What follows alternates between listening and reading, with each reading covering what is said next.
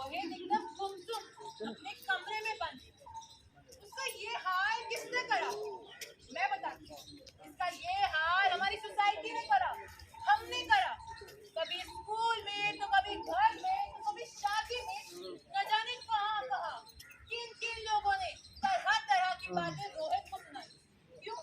क्योंकि उसे कुछ चीजें अपने हिसाब से करना पसंद था, उसे नेल पेंट लगाना पसंद था। ये सब आप सबके लिए दिक्कत कब से करने लग गया? क्यों उसे इन सब चीजों में टोका गया?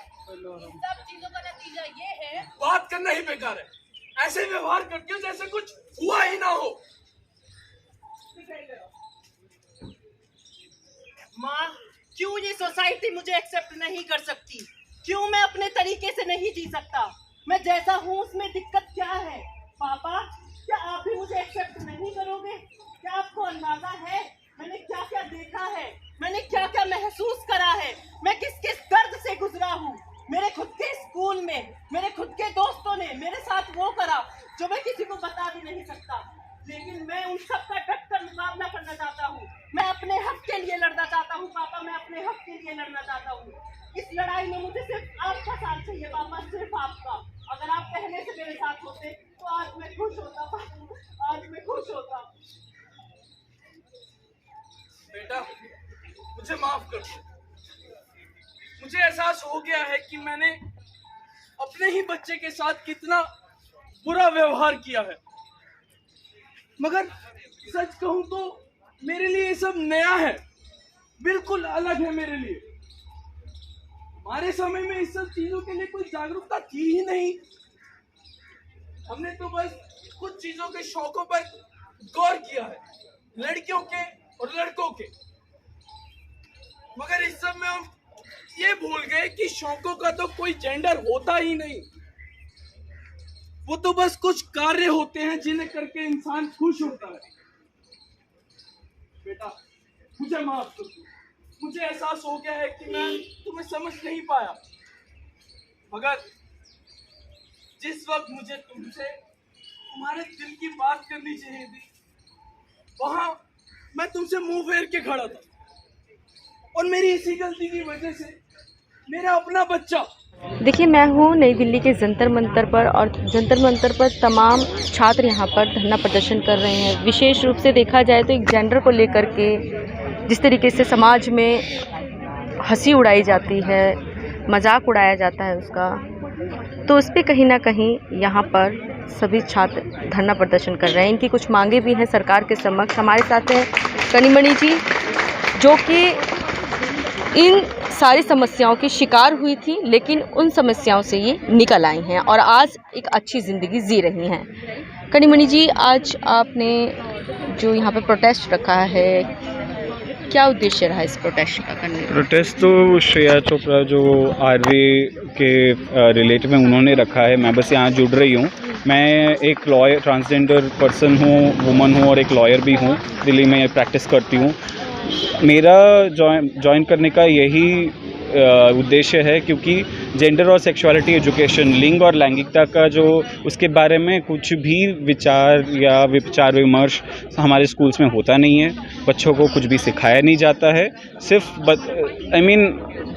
अगर कोई भी बच्चा नेल पेंट करना चाहे या बस बाल लंबा करना चाहे या काटना चाहे तो उसको हर तरीके की गालियाँ दी जाती हैं। ठीक है, थोड़ा सा भी अलग हो, पर आप ये लिंग लैंगिकता भूल जाइए। थोड़ा सा भी अलग हो, यानी कि वो स्टडीज़ में कम हो या कुछ भी हो, तो बुलिंग होता है उसका स्कूल में। तो वो बुलिंग के खिलाफ हमें खड़ा होना पड़ेगा एंड टीचर्स का ट्रेनिंग होना पड़ेगा लिंग और लैंगिकता पे। इनफैक्ट NCERT का एक ट्रेनिंग मैनुअल भी आया था। वो मैनुअल अभी इम्प्लीमेंट नहीं हुआ जा रहा है, क्योंकि लागू नहीं है, क्योंकि कहीं ना कहीं इस पे हर कोई भी सरकार, कोई भी पार्टी, कोई भी सेक्शन ऑफ सोसाइटी इस पे बात नहीं करना चाहते। टीचर्स को ट्रेन करो ना। टीचर्स को ट्रेन करने में क्या प्रॉब्लम है? अगर आप सच में चाहते हो, आप बोलते हैं कि नहीं अभी तो ट्रांसजेंडर व्यक्तियों का संरक्षण का अधिकार कानून आ गया है या LGBT रिलेटेड जजमेंट आ गया है, इसका मतलब ये नहीं कि सिर्फ आप कॉलेज में या सिर्फ आप जहाँ जाके काम करते हो वहीं पे नहीं, स्कूल्स में भी इसके बारे में कुछ ना कुछ सेंसिटाइजेशन होना चाहिए, जो उन जजमेंट्स में भी है। लेकिन अभी तक उसका इम्प्लीमेंटेशन नहीं हुआ है। जब तक ट्रेनिंग नहीं होगा, जब तक अगर आप एक बार देखिए आरवी अभी नहीं है हमारे साथ जो डीपीएस फरीदाबाद में, ये सिर्फ आरवी के बारे में नहीं है, लेकिन मैं भी ऐसे बुलिंग में झेल चुकी हूँ और बहुत सारे ऐसे बच्चे बुलिंग झेलते हैं स्कूल में। मैम, विशेष रूप से बच्चों के ऊपर इसका क्या प्रभाव पड़ता है? डिप्रेशन में जाते हैं, सुसाइडल टेंडेंसीज होता है, किसी से बात करने का मन ही नहीं करता है। और उसके बाद जैसे मैं चेन्नई में या कोलकाता में जब मैं पढ़ती थी, मैं तो स्कूल से मैं भागना चाहती थी, मुझे पढ़ाई में मन नहीं लगता था। अगर आप सच में इस देश का विकास चाहते हैं, जो भी पार्टी से हों, है ना, जिस देश का विकास चाहते हैं, तो वो तभी होगा जब आप अपने बच्चों को सही सूचना दें जेंडर और सेक्सुअलिटी पे। वो सही सूचना आप पहुंचाना ही नहीं चाहते हैं कि कोई भी थोड़ा सा भी अलग है उसकी बुलिंग नहीं होनी चाहिए, उसको गालियां नहीं देनी चाहिए। वो सिर्फ वो आपके दिमाग में आप सोच रहे हो वो अलग है, वो भी इंसान है, आप भी इंसान हो। आपको एक बात सिखाया गया है कि आपको सिर्फ एक इसी ढंग से, इसी तौर तरीके से आपको जीना है, इसी तौर तरीके से आपको पहनना है, तो यही सही है। लेकिन ये ऐसा नहीं है ना।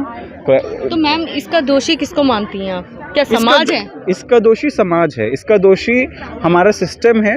मैं सिर्फ सरकार को या ऑपोजिशन पार्टी ऐसे में बोलना नहीं चाहती। ये कोई भी सरकार, कोई भी पार्टी पावर में आए, वो इस चीज़ पे कोई भी एक्शन लेना नहीं चाहते।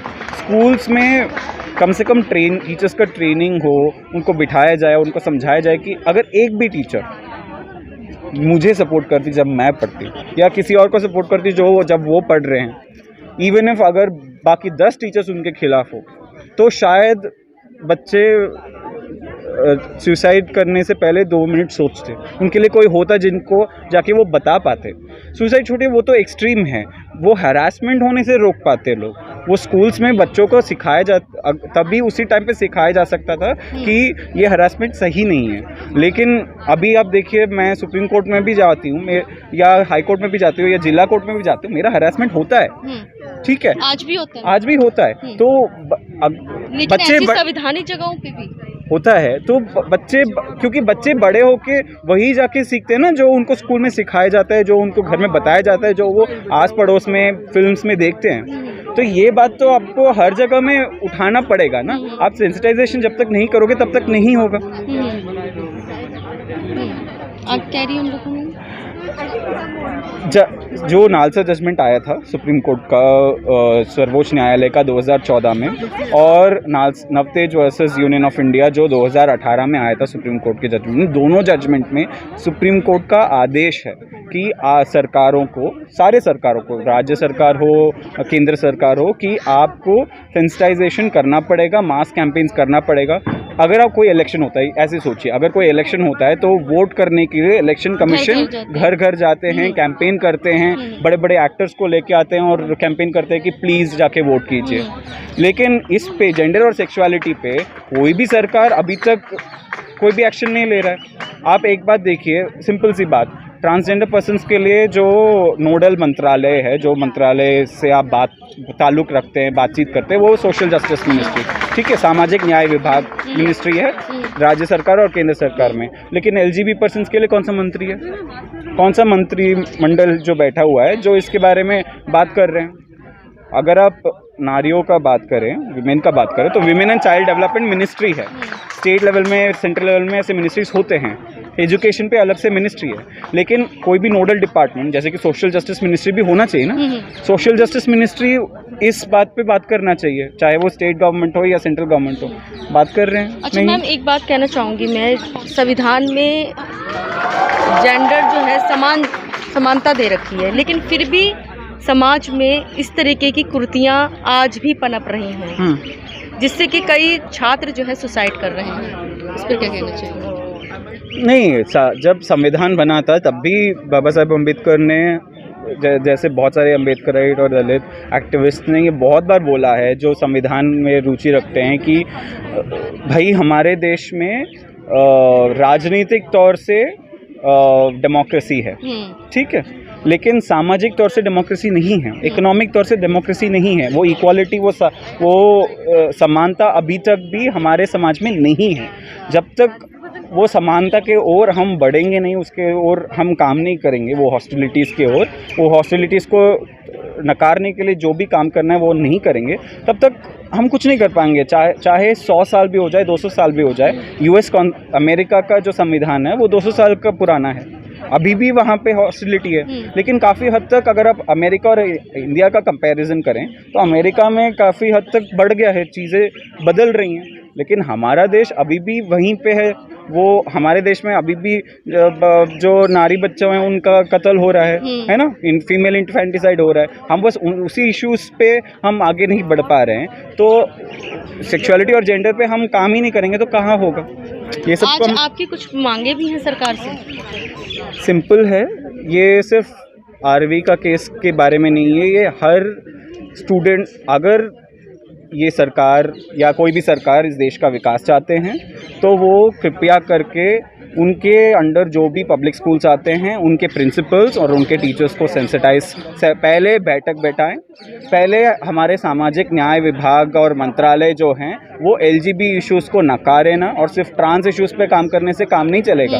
वो भूल रहे हैं कि ट्रांसजेंडर लोग का भी लैंगिकता होता है, हमारी भी लैंगिकता होता है। ऐसा नहीं है कि हम सिर्फ हेट्रोसेक्सुअल हैं, ठीक है। तो जब तक आप उन इश्यूज़ पे काम नहीं करना चाहते आगे बढ़कर, और इस इशू को लेकर आप ये नहीं बोलेंगे कि सारे जो छात्र हैं, हम बोलते हैं कि बेटी बचाओ बेटी पढ़ाओ, नहीं, और फिर एग्ज़ाम के बारे में बुक निकालते हैं। तो अगर हम जब तक वो बच्चों को सेफ्टी नहीं दिलाएंगे हमारे स्कूल्स में, सारे बच्चों को, सिर्फ उन बच्चों को नहीं जो हमारे तौर तरीके के हिसाब से जी, तो फिर वो तो सामाजिक न्याय होगा नहीं ना। कोई भी सरकार सिर्फ उन बच्चों के लिए नहीं बना है और बाकी बच्चों के लिए नहीं है करके ऐसे नहीं बोलता है। लेकिन जब तक आप वो काम नहीं करोगे, भेदभाव कर रहे हैं यहाँ पर भी। भेदभाव तो है ही, भेदभाव तो है ही। जब तक आप इस बात पे काम ही नहीं करना चाहते हो, आप बताइए। मैं सिर्फ 5 स्टेट यहाँ के, हम जंतर मंतर में खड़े हैं, मैं आपको 5 स्टेट बताती हूँ। यूपी, राजस्थान, दिल्ली, हरियाणा, पंजाब और चंडीगढ़ जो यूनियन टेरिटरी है। इन सारे राज्यों में कितने राज्य ने ट्रांस और क्वेयर कम्युनिटीज़ को बुला के अपने स्कूल्स में रेगुलर एक मैनुअल बनाया है? सिर्फ ऐसे एक सेशन करा के भूल नहीं गए, हर साल सेशन कराने का प्रयत्न कितने लोगों ने किया है? आप इसका आरटीआई लगा के बाहर निकालिए और देखिए नहीं होगा। सिर्फ कभी कभी ऐसे ही बस नाम के वास्ते कर दिया और बोल दिया कि इससे हो गया। बच्चे तो हर साल नए आते हैं ना पढ़ने के लिए, तो ऐसे नहीं बोलते कि नहीं उस बच्चे का हमने सेंसिटाइजेशन कर दिया, उस टीचर का हमने सेंसिटाइजेशन कर दिया तो काम खत्म। ऐसा तो नहीं होता है ना। अगर आपको कोई भी इशू, जैसे कि फीमेल इन्फेंटिसाइड को ख़त्म करना है ना, तो नारी बच्चों को जो कत्ल हो रहा है उसको ख़त्म करना है, उस पर लड़ाई और जो काम है वो 20-30 साल लगता है। तो इस पर भी 20-30 साल का काम सरकारों को करना है ना, इसके लिए पैसे कहाँ लगा रहे हैं वो? तो यानी कि अभी जागरूकता लाना बहुत ज़रूरी है, अभी जागरूकता की कमी है। आप यूनियन बजट जो है उसमें पैसे कहाँ निकालें इसके लिए कि जेंडर और सेक्सुअलिटी ट्रेनिंग्स? केंद्रीय विद्यालय केंद्र सरकार के नीचे आता है। केंद्रीय विद्यालय में मैं केंद्रीय विद्यालय की छात्रा हूँ, 11th और 12th केंद्रीय विद्यालय मीनम्बाक्कम चेन्नई। वहाँ पे नहीं हुआ है कुछ। कौन से केंद्रीय विद्यालयों में केंद्र सरकार के नीचे जो है उसके लिए पैसे निकाल के सेक्सुअलिटी ट्रेनिंग कर रहे हैं? मतलब आपको कोई सुविधा नहीं मिली थी वहाँ पे? नहीं, मैं तो उल्टा मैं भाग रही थी क्योंकि मैं थक गई थी, क्योंकि मैं अपने माँ बाप से तो मैं कुछ बोल नहीं पा रही थी, मेरे लिए कोई सपोर्टिव टीचर नहीं था। और ये हर केंद्रीय विद्यालय का प्रॉब्लम है ना, और हर स्कूल का प्रॉब्लम है। तो केंद्र सरकार पैसे कहाँ निकाल के इसके लिए ट्रेनिंग कर रहा है वो पहले बताइए ना। ये सिर्फ ऊपर हवा में नहीं भेदभाव नहीं होना चाहिए, वो हवा में बातें तो कि कुछ बीच के लोग हैं जो इसमें घोटाला कर रहे हैं। घोटाले की बात नहीं है, आप इंटेंट की बात है आपकी। आप जो सुविधाओं के लिए फंड आता है वो फंड कहीं ना कहीं आप लोग मिसयूज की बात नहीं है। पहले तो बात ये है कि इंटेंट की बात है ना। अगर आप इसकी सेक्सुअलिटी अगर आप ट्रेनिंग करना चाहते हैं तो आप उसके लिए पैसे निकाल के आप उसके लिए एनजीओज को बुला के सब कुछ करवाएंगे। जब आप इंटेंट ही नहीं है कि आप स्कूल में जाके ये सब करो तो आप नहीं करेंगे। आप सिर्फ बोलेंगे कि नारी शक्ति करो, नहीं सिर्फ नारी शक्ति करो, और वो भी नारियों के दिन में। 8 तारीख अभी आ रहा है तो मार्च 8 तारीख को बैठाएंगे और नारी शक्ति हर जगह कराएंगे। उसके लिए पैसे निकालेंगे वुमेन और चाइल्ड डेवलपमेंट मिनिस्ट्री से, और हो गया बस। उससे ज़्यादा कुछ नहीं होगा। जब कोई भी काम पैसे के बिना थोड़ी ना होता है। मैं क्यों किसी भी स्कूल में जाके किसी का ट्रेनिंग करूं बिना पैसे के? ये हर जगह प्रॉब्लम है ना। ये पूरे देश में अगर आपको चेंज लाना है तो उसके लिए आपको अपने इंटेंट में दिखाना पड़ेगा। ये इलेक्शन इशू भी बनना पड़ेगा, तभी जाके ये बदलेगा। क्योंकि कल को कोई और पार्टी आएगा तो वो बोलेगा हम नहीं करेंगे, है ना। कनमणि जी, आप जैसे इन समस्याओं से उभरी हैं बाहर, तो उन बच्चों के लिए क्या कहना चाहेंगे? उन बच्चों को क्या कहना चाहेंगे जो इसके शिकार हो जाते हैं? उनको क्या संदेश देना चाहेंगे? कि आप अकेले नहीं हैं। मैं जब बड़ी हो रही थी तो मेरे पास कोई कम्युनिटी का कोई भी कांटेक्ट नहीं था। मैं चेन्नई में थी, जब कोलकाता में थी, मैं तो डर रही थी किसी से भी बात करने से। और ये फेज से हर कोई गुजरता है, वो तनाव, वो लोनलीनेस, डिप्रेशन। आप please get in touch with communities, local communities, and even if you can't, अगर आप करना भी नहीं चाहते हैं, आप अपने आप से करना चाहते हैं, तो बस थोड़े टाइम के लिए just try and get through it, and once you grow up things will change. Thank you हमसे बातचीत करने के लिए। रोहित के माँ बाप अब उसके साथ हैं, उसका हर कदम पर उसके साथ देंगे, और हम चाहते हैं कि आप सब भी ऐसे ही साथ देंगे रोहित का। ये सोसाइटी अब रोहित को और नुकसान नहीं पहुंचाएगी और समझने की कोशिश करेगी रोहित को। अब रोहित खुश है क्योंकि उसके माँ बाप उसके साथ हैं, और इसी खुशी में रोहित हम सब के लिए एक कविता लाया है। इस खुद से खुद की लड़ाई में तू निकल खुद की खोज में, अपने इंद्रधनुषी पंखों को फैलाकर तू निकल एक रोज इस जंग में। इस जंग में सामना तेरा अपनों से होगा, जहां मुश्किल की कोई तेरा अपना होगा।